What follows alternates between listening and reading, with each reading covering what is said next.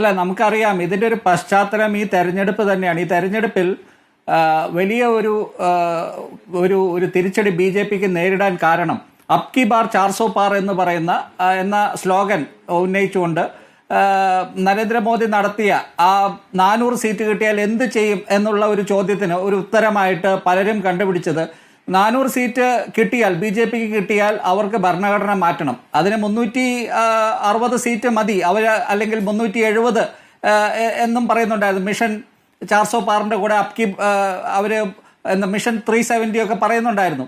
അപ്പോൾ ഈ 360 സീറ്റോ 400 കിട്ടിയാൽ അവർ ഭരണഘടന മാറ്റും എന്നുള്ള ഒരു തരത്തിലൊരു പബ്ലിക് കോൺഷ്യസ്നെസ്സിലേക്ക് അത് ഇറങ്ങിച്ചെന്ന് അവർക്ക് സാധാരണ ജനങ്ങളിലേക്ക് അങ്ങനെ ഒരു ചിന്ത എത്തിപ്പെട്ടു. ഇപ്പോൾ ഇവിടെ അനന്ത്കുമാർ ഹെഗ്ഡെയുടെ കാര്യം പറഞ്ഞു. എനിക്കൊന്ന് 7 BJPയുടെ നേതാക്കൾ അങ്ങനെ പ്രസ്താവന നടത്തിയിട്ടുണ്ട്.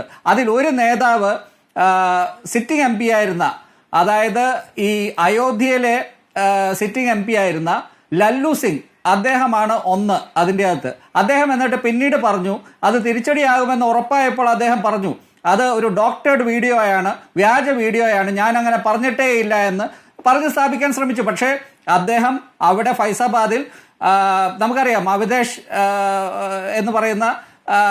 പ്രസാദ് എന്ന് പറയുന്ന സമാജ്വാദി പാർട്ടി നേതാവിനോട് തോറ്റ് BJPക്ക് അയോധ്യ ക്ഷേത്രം പണിത ആ ഒരു മണ്ണിൽ പോലും അവർക്ക് ജയിക്കാൻ പറ്റിയില്ല. വലിയ ഒരു ദളിത് തരംഗം, ദളിത് വോട്ടർമാരുടെ ഒരു പിന്തുണ ഇത്തവണ ഇന്ത്യ മുന്നണിക്ക് ഉണ്ടായി എന്നുള്ളത് തെരഞ്ഞെടുപ്പ് കണക്കുകൾ തന്നെ സൂചിപ്പിക്കുന്നു. അതിനുശേഷം മിക്ക MP മാരും, ഇന്ത്യ മുന്നണിയിലെ പല MP മാരും സത്യപ്രതിജ്ഞ ചെയ്തപ്പോൾ അവർ ഭരണഘടന ഉയർത്തി കാണിക്കുകയും നരേന്ദ്രമോദി, ശരിയാണ്, അദ്ദേഹവും ഭരണഘടനയെ ഉയർത്തി കാണിക്കുകയും ചെയ്തു. പക്ഷേ അദ്ദേഹം ഭരണഘടനയെ കെട്ടിപ്പിടിക്കുമ്പോഴും ഇത്രയും കാലത്തെ ഭരണത്തിൽ എങ്ങനെയാണ് ഭരണഘടന പല വിധത്തിൽ ഇവിടെ VP ശ്രീപത്മനാഭൻ പറയുന്നത് ഇവിടെ ജഡ്ജിമാരെ ഞങ്ങളൊന്നും ചെയ്തിട്ടില്ല, മറ്റവർ പീനലൈസ് ചെയ്തു. ഇവിടെ പീനലൈസ് ചെയ്യപ്പെട്ടിട്ടുണ്ട് VP ശ്രീപത്മനാഭൻ. ഇവിടെ KM ജോസഫ് എന്ന് പറയുന്ന ഏറ്റവും പ്രഗത്ഭനായിട്ടുള്ള മലയാളി സുപ്രീം കോടതി ജഡ്ജിയെ, അദ്ദേഹത്തെ എങ്ങനെയാണ് സുപ്രീം കോടതിയിൽ എത്തിക്കാതിരിക്കാൻ BJP കിണഞ്ഞ് ശ്രമിച്ചത്? 2017 അവിടെ ഉത്തരാഖണ്ഡിലെ സർക്കാരിനെ അട്ടിമറിച്ച് ആ വിധിക്കൊരു സ്റ്റേ കൊടുത്ത KM ജോസഫിനെ വളരെ കാലം സുപ്രീം കോടതിയിൽ എത്തിക്കാതെ അദ്ദേഹത്തിന്റെ സീനിയോറിറ്റി മറികടന്ന് മറ്റു കുറേയേറെ ജഡ്ജിമാരെ അവിടെ എത്തിച്ച് അദ്ദേഹത്തിന്റെ പ്രോസ്പെക്ട്സ് എല്ലാം തകർത്തു.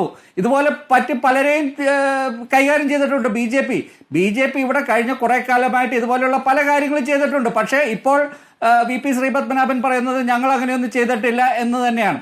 പക്ഷേ ഇവിടെ നമുക്കറിയാവുന്ന സത്യങ്ങൾ അതല്ല. കഴിഞ്ഞ കുറെ